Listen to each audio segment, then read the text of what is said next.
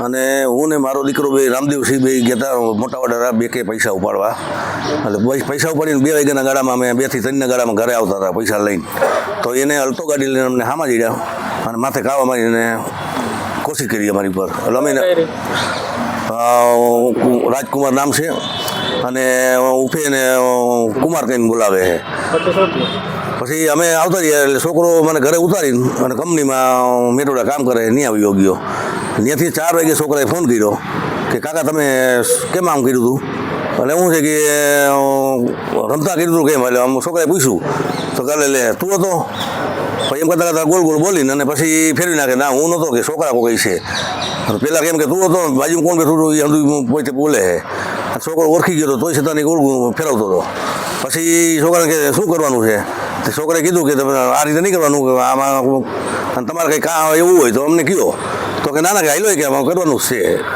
એટલે છોકરાએ એ વાત થઈ. છોકરાએ ફોન કાપીને કંપનીમાં કામ કરે ફોન કરવા ન દે એટલે શું ફોન કાપી નાખ્યો. તો એલો 10 થી 12 ફોન ઉપરાપરી કર્યા. છોકરા કે તું ક્યાં હાલમાં આવી છે? એટલે એ 2 માણસો લઈને અને હુમલો કરવા આવ્યો. એટલે એ કાળા રોડ ઉપર ઊભો હતો પંપની સામે.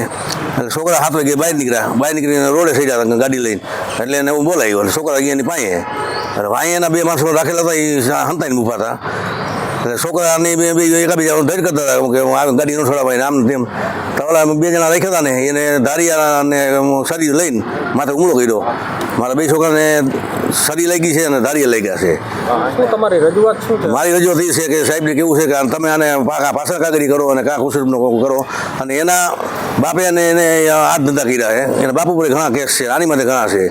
મોટા વડાના પાર્ટીએ એને હોટલ કરી છે અને સરકારી જમીનમાં ખરાબામાં હોટલ કરી છે અને એ હોટલ ભાડે આપે છે અને બાજુમાં એક રૂમ જેવું બનાવીને ઓફિસ કરી છે. ઓફિસમાં દારૂનો ધંધો બુટલેખંડ કરે છે, ધોમ ધંધો કરે છે અને લગભગ એની પાસે લેવા આવે છે ખાતું પોલીસવાળા હોતે હોય એની પાસે. શું આ જે આરોપીને પકડી લીધા પોલીસે? આરોપીને પોલીસે પકડી લીધા અને આમાં કેસ કર્યો છે. અમને બહુ એની માથે સંતોષ છે કે કેસે સારો કર્યો છે. 307નો કેસ કર્યો છે એમાં અમે સંતોષ છે. આરોપી હતા એને કણે લોકોમાં છે લોકોની બહાર આરોપી રખડતો હોય. એમાં સાહેબનો ફોન આવ્યો કે આપણા છોકરાના લુગડા લોહીવાળા હોય તમે અહીંયા દઈ જાઓ. એટલે અમે પૈસા લુગડા દેવા ગયા સાહેબને. તો મેન આરોપી તો બહાર રખડે છે. તો મેન આરોપી બહાર રખડે એનું કારણ શું કે આ છોકરામાં અમારા દવાખાનામાં છે ને એનો આરોપી બહાર રખડે. અમારે સાહેબને એટલું જ કેવું છે કે આરોપી કેમ બહાર રખડે એને સુવિધા પૂરી મળે એને સાંજે હોવા માટે રૂમ એને સ્પેશિયલ મળે. ભાઈ અમારે એટલું કેવું છે કે તમે સાહેબ આનું કંઈક કરો આમાં ગરીબ માણસને મરી જાય આમાં.